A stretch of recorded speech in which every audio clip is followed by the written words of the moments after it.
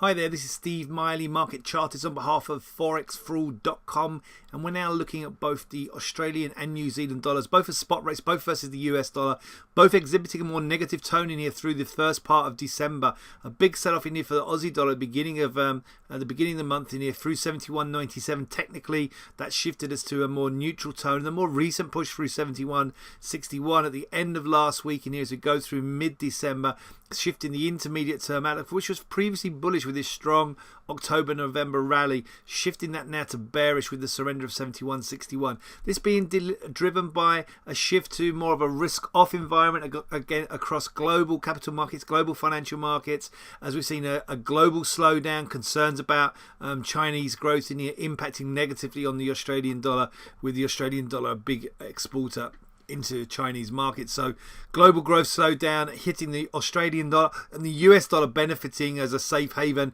flight to quality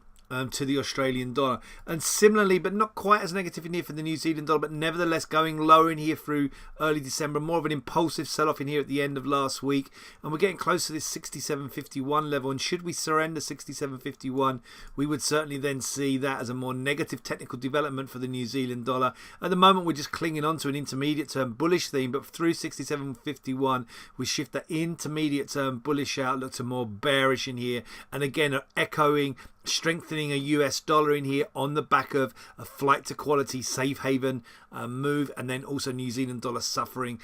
because of concerns about a global slowdown. This has been Steve Miley, Market Chartist for ForexFraud.com, and I wish you a great trading week.